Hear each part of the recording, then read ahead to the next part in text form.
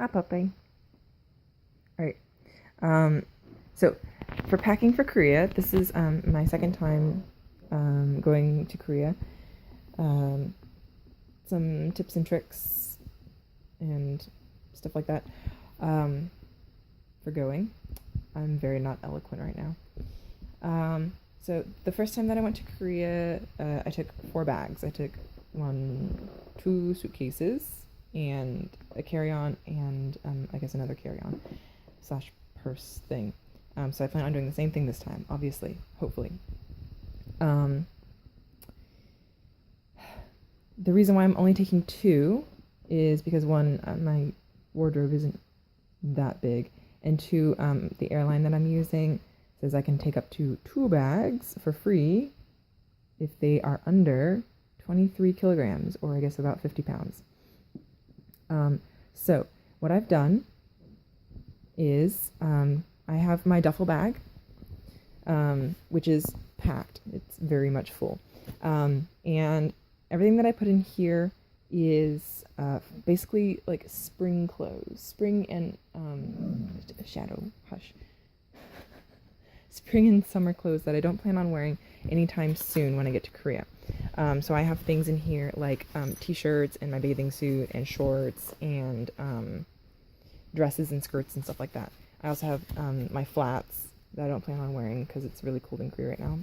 Belts, ankle socks. I also put like my makeup bag in here because I don't really wear makeup a lot.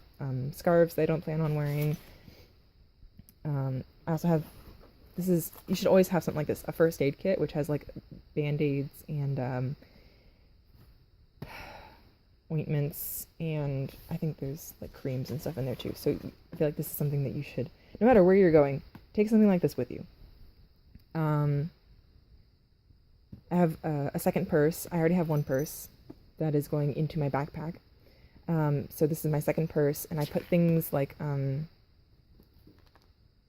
vitamins, deodorant. I can get deodorant in Korea, but they're smaller and super expensive. Or I can go down to Itaewon and go to the foreigner market and get like a regular size one, but it's still going to be super expensive. So I have like 4 sticks of deodorant that I'm taking with me, and they should last me over a year. And then I'll worry about it again when I run out. And there's like hair accessories and stuff like that inside the bag, inside my purse. So I pack all that up. Other things that need to be in here. So that's 1 bag packed full. My other suitcase, which was the largest one that I could possibly find at TJ Maxx, which is a great place to find suitcases because they're like less than $100 and you can get really nice Samsonites. This one, I can't remember what brand it is, Aerolite, for a really good price, and they're brand new. They're just like a couple seasons old or something. Anyway, so this one is going to have all of my winter clothes and stuff in it, everything that I plan on wearing immediately when I get to Korea. Because the first time that I went, I kind of had everything spread out between 2 suitcases, and I was having to rifle through 2 suitcases to find the clothes that I wanted to wear. And so this time, this bag I should not have to open until I move into my apartment, which will be in a couple weeks. This bag will have all of the clothes that I, will need. So I have my winter boots, my tennis shoes and stuff. I plan on wearing another pair of tennis shoes onto the plane, even though they're not slip-ons and it will be a pain in the butt, but that's how it goes. In the shoes, I stuck socks and underwear just to save space, or to take up space. I also have, where'd it go? These really nice space saver bags, which I feel like should be a duh, but some people get so stressed out they don't think about it. So this bag, do not get, no matter where you're going, don't get the vacuum ones, the ones that require a vacuum to suck out all the air, because you never know that, like, you might have a vacuum where you're starting out, but where you're going to might not have a vacuum, and when you have to pack up all your stuff again, like you're gonna be kind of SOL. So you put all your stuff inside, and then what you do with these is you roll them up, and you press all of the air out of them. So I got 2 different sizes. This one's more like for t-shirts and stuff, and then I got one that's slightly bigger that I can put sweaters and whatnot in. So this bag is still, this one's in process. And it has, it's very crinkly, 2 pockets on the front. I would have liked more pockets, but whatever. And it has like electronics in here, and then what did I put in this one? Oh, my tablet, which I'm debating if I should take with me. And I'll probably shove some more things in there too. So that's my bigger one. And then in my carry-on, my red duffel bag, which is just large enough to possibly not fit into the overhead storage on some of the airplanes, but I've used it before, are going to be like books and things that weigh a bit more, and what I don't want in my checked baggage, because, you know, I don't want to pay when, you know, for over 50 pounds. So I'm only taking books that I really, really need. So things for my studying, I'm taking that. I have like 1,000 shadow sketchbooks in here. Go away. That I'm probably gonna go through again. Things that you really, thanks. Things that you really, really need to not put in your checked baggage are things like, I'm taking my diploma with me, and I'm taking my birth certificate with me, and this packet is full of medical papers. So those kinds of things do not put in your checked baggage. Always keep them on you, because you never know what might happen if they lose your baggage, or if something happens on the airplane. You're probably going to need those papers with you. So I'm going to go through this again because I really don't want it to weigh that much. And then in my backpack, I'm going to put my other purse. So it's technically, I'll have 3 bags with me instead of just 2. And something to do on the airplane, Sudoku, headphones. I'm going to put my laptop in here, obviously. And then I have like a sleeping mask and one of these portable chargers.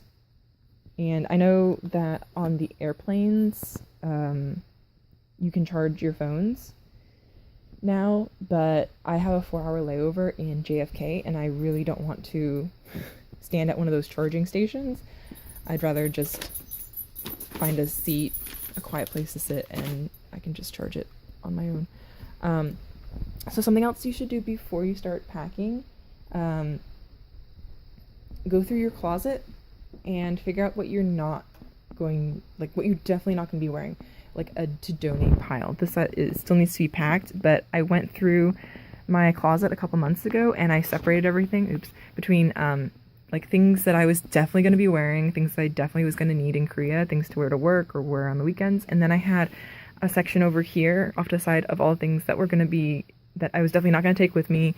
Maybe things that I would want when I get back, or things that I was just going to donate.